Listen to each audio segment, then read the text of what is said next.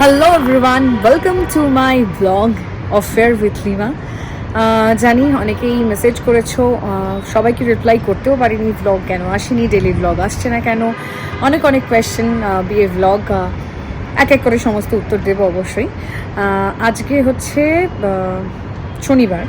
আজকে আমার সকালের শিফট ছিল 7টা থেকে 3টে। আমি এখন বেরোবো, আমার বুলেটিন ডান। তো এখন একটু সময় পেয়েছি, বেরোবো। কোথায় বেরোবো সেটাও বলছি, বাট তার আগে ছোট্ট করে একটু বলে রাখি যে কেন আমি এতদিন ব্লগ দিতে পারিনি। বেশি লম্বা করবো না আমি কারণগুলো বলার জন্য। মলদ্বীপসের ব্লগ আমি মোটামুটি সব দিয়ে দিয়েছি, মলদ্বীপসের ব্লগ ডান। ঘুরে আসার আমি সেই জন্য একটা ভিডিও মিস করিনি, কিন্তু এই কদিনে কেন কি হয়েছে সেটা তোমাদের সঙ্গে অবশ্যই শেয়ার করবো। কারণ আমি আমি আমার নিজের বাড়ির লোকের সঙ্গে বলি, এটা আমার একটা এক্সটেন্ডেড ফ্যামিলি। এই মানুষগুলোর সঙ্গেও শেয়ার করাটা সবটা দরকার। তারা জানতে চাইছে কেন ব্লগ আসছে না। একটা সময় সব সময় ঠিক যায় না, সময় খারাপ সময় ভালো সময় সবটাই আমাদের জীবনের মধ্যে দিয়ে আসে। তো মলদ্বীপ থেকে ঘুরে আসার পরেই সেই খারাপ সময়টা আমাদের শুরু হয়েছিল। যেটা হয়েছিল সেটা হচ্ছে 3rd jan বাবার জন্মদিন ছিল। তারপর থেকেই যেটা হয়েছে, বাবার শরীরটা সেই সময় অ্যাকচুয়ালি আমার বিয়ের পর থেকে বাবার শরীরটা খারাপ ছিল। ভালো রকম ঠান্ডা লেগেছিলো। বাবার 2022-এ নিউমোনিয়া হয়েছিল, অ্যাকিউট নিউমোনিয়া, যেটা থেকে বাবাকে হসপিটালাইজ করতে হয়েছিল 2022-এ। বিয়ের পরের দিন থেকেই বাবার শরীরটা খারাপ করতে শুরু করে। বাবার রিসেপশনের দিন গিয়েও ছিল, সবই ঠিক ছিল, বাট তারপরে আমরা ঘুরে আসার পর থেকে ক্রমশই বাবা ডিটোরিয়েট করে। তারপরেই যেটা জানা যায় বা আমরা বুঝতে পারি, হঠাৎ করে আমি 6 তারিখ অফিসে আসি, আমাকে এমার্জেন্সি অফিস থেকে বেরিয়ে যেতে হয়, বাবাকে হসপিটালাইজ করতে হয়। এবং বাবার আবার অ্যাকিউট নিউমোনিয়া থেকে মানে সেটা একটু বাড়াবাড়ি হয়েছিল। টানা 17 দিন ধরে বাবা লড়াই করেছে এবং হ্যাঁ, ফাইনালি বাবা বাড়ি ফিরেছে।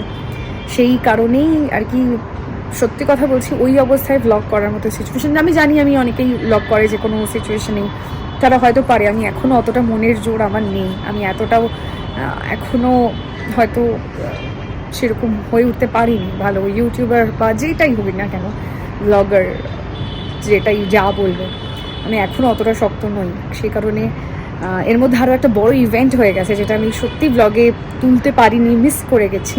সেটা হলো আমার দিদির বিয়ে। হ্যাঁ, আমার দিদির বিয়ে ছিল 22শে জানুয়ারি, আর বাবাকে মানে হসপিটাল থেকে ছেড়েছে 23শে জানুয়ারি। বাবা তখন অনেকটাই দিদির বিয়ের সময় সুস্থ, বাট ডক্টররা ফাইনাল যতক্ষণ না করবেন ততক্ষণ তো ডক্টর যোগীরাজ রয় বাবাকে দেখেছিলেন, উনি যতক্ষণ না বললেন বাবাকে ছাড়েনি। তো দিদি পরের দিনকে বাবাকে আমরা বাড়িতে নিয়ে আসতে পেরেছি। তো এই ইভেন্টটাও আমি মিস করে গেছি, মানে ব্লগে শ্যুট করতে পারিনি, কারণ সত্যি কথা বলতে মেন্টালি ততটাও আমি ঠিক ছিলাম না। সেই কারণে এতদিনও ব্লগ দিতে পারিনি। এই কারণটা আমি কাউকে এক্সপ্লেন করতে পারিনি, সবাইকে মেসেজে রিপ্লাই করতে পারিনি। পুরোনো ব্লগেও কমেন্ট এসছে, তো সেই কারণেই বললাম। আচ্ছা, আজকে আমার 7টা 3টে শিফট, কারণটা সবাইকে জানালাম। এখনও অবধি লাস্ট ব্লগ তোমরা দেখে থাকলে জানবে যে বাড়ি সম্পূর্ণভাবে গুছিয়ে উঠতে পারিনি, সেটা কিন্তু এখনও তাই। হাতটা ব্যথা করছে মোবাইল ধরে। যাই হোক, বাড়ি এখনও গোছাগুছি চলছে, এখনও অবধি বাড়িও সেটেল হয়নি পুরোপুরি। আজকে আমরা বই মেলা যাবো। আজকে আমার 3টেতে অফিস শেষ হচ্ছে। আমি এখন নেই আমাদের ব্যালকনিতে, এটা আমাদের অফিসের ব্যালকনি। এখানে দাঁড়িয়ে আছে, ভিউটা মারাত্মক, জানিস সুন্দর। পিছনটা দেখলে আশা করি বোঝা যাবে, ওই দিকটা আরও বেশি সুন্দর। ওই দিকটা ঝিল পাটটা রয়েছে, যারা সল্টলেকে কাজ করো তারা জানো এখানটা সেক্টর 5-এর এই দিকটা কতটা সুন্দর। যাই হোক, তো 3টের সময় বেরোবো। বোন আসবে, সৌম্য আসবে, অভিক্রিমি আসবে, অনি আসবে, সবাই মোটামুটি বাড়ি থেকে আসছে। আমি অফিস থেকে যাব, তো দেখা হবে।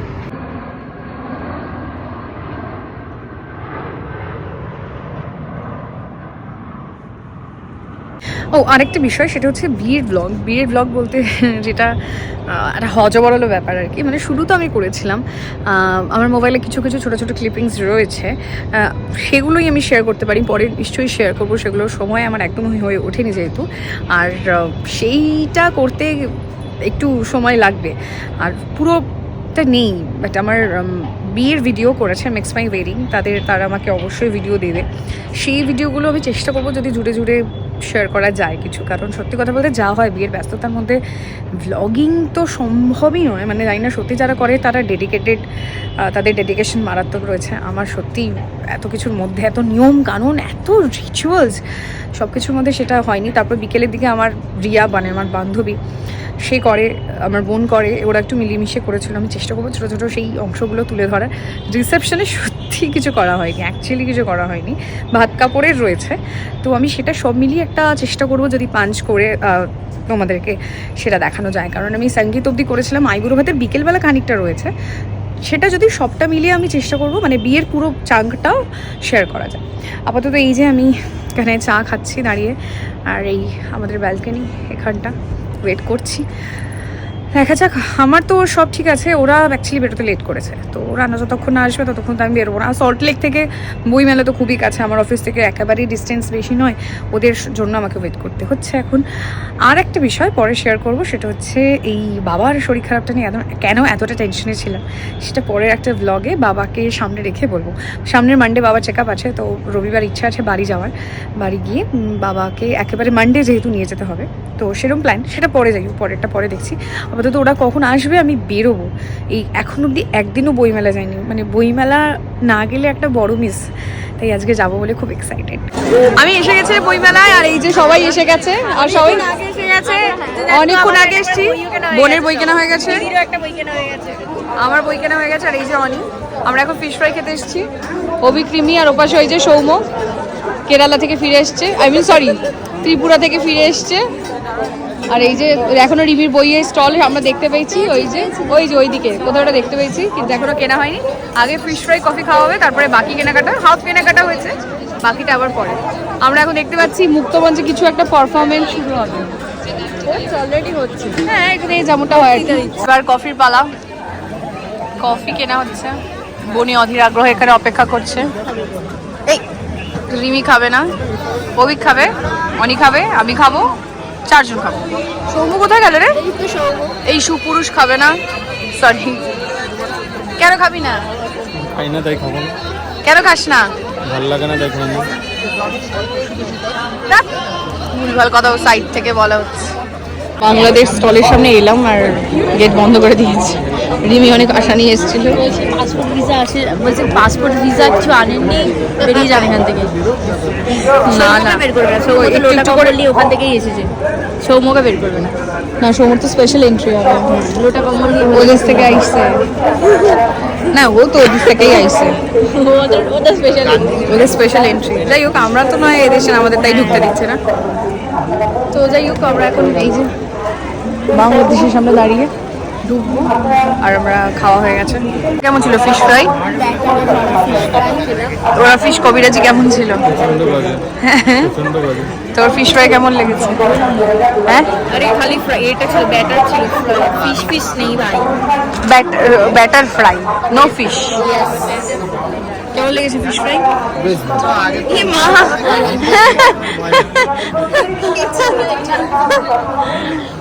খুবই খারাপ, পুরোটাই মশলা।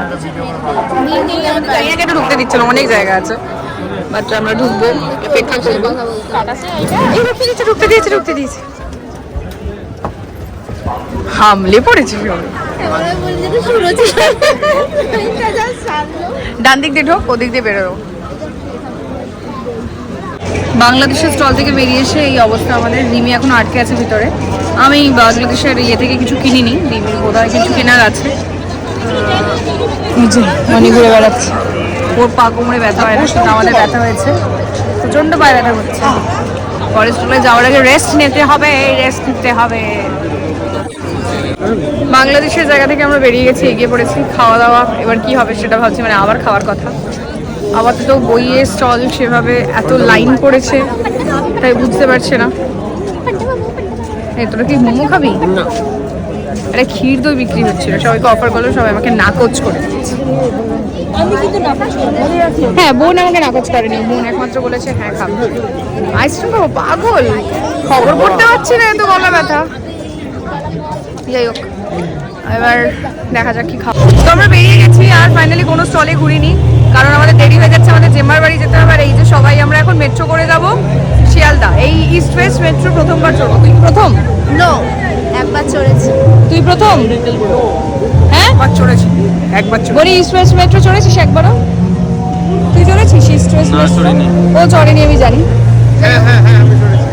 আলতু একটা কথা বলি, চড়েনি। তো যাই হোক, আমরা যাই, চল এগোই। চলো এগুলো যাও। আমরা তারপরে দমদম যাবো, দমদম থেকে জেম্মার বাড়ি যেতে হবে। হ্যাঁ শিয়ালদাও দিল, হ্যাঁ শিয়ালদা শিয়ালদা। তারপর ওখান থেকে মেট্রো নিয়ে দমদমে। না তারপরে ট্রেন। প্রথমবার ইস্ট ওয়েস্ট মেট্রোয় আমি যাচ্ছি, ওরা দুজন গেছে একবার, আমরা কেউ যাইনি।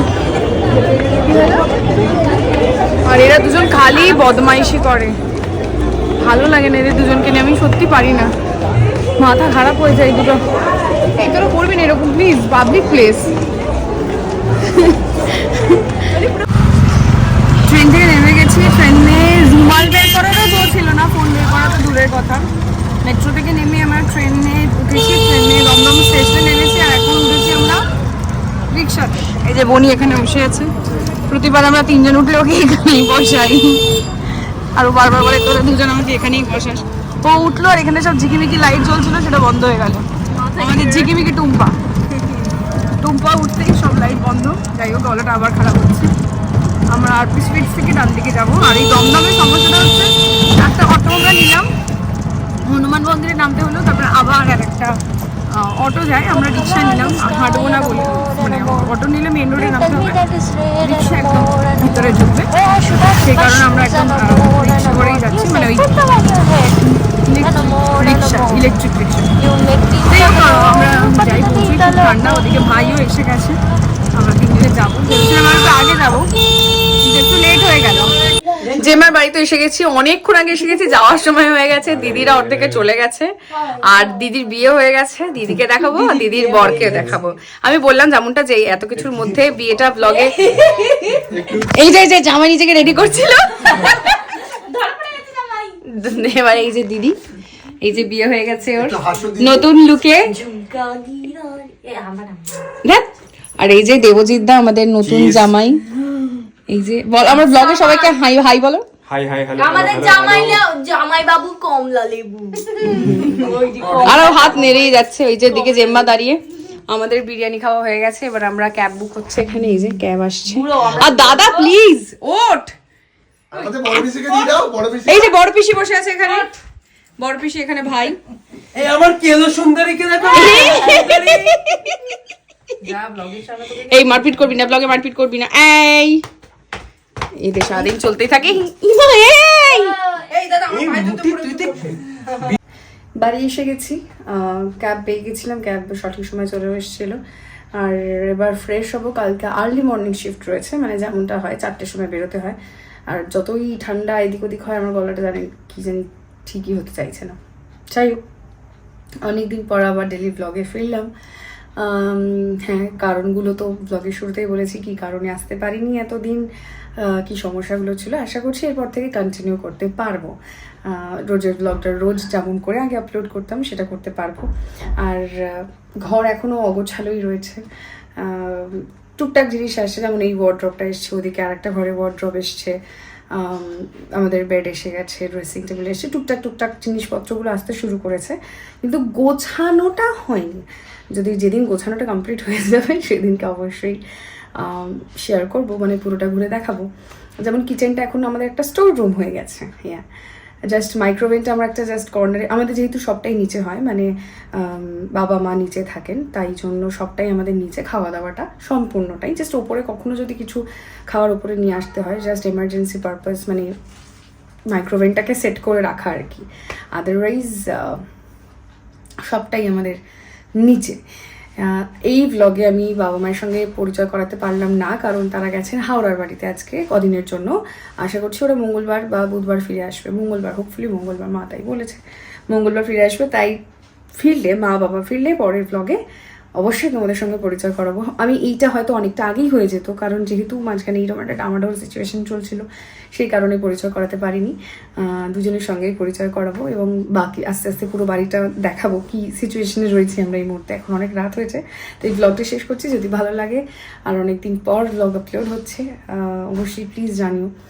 বিয়ের পর অনেকে আমাকে প্রশ্ন করেছিল ব্লগ কন্টিনিউ করতে পারবো কি না। হ্যাঁ পারবো, আমার বিয়ের সঙ্গে ব্লগ কন্টিনিউ করার কোনো সমস্যা নেই, মানে আমার শ্বশুরবাড়ি থেকেও কোনো সমস্যা নেই। ইভেন ওরা আমাকে বারবার ইনসিস্ট করেছে, তোমার ব্লগ কেন দিচ্ছ না, ব্লগ কেন আপলোড করছো না, ব্লগ কেন করছো না। আমার নিজের বাড়ি থেকে এই বাড়িতে লোকজন আমাকে বেশি জিজ্ঞেস করেছে, এমনকি বিয়ের সময় শ্বশুরবাড়ির লোক এসে আমাকে ব্লগের কথা বলেছিল। তো এটা আমার কাছে একেবারেই অসুবিধার জায়গা নয়, যাই হোক, ব্লগ শেষ করছি, আবার কালকে সকাল থেকে সবটা শুরু হবে। দেখা হচ্ছে পরের ব্লগে। টাটা।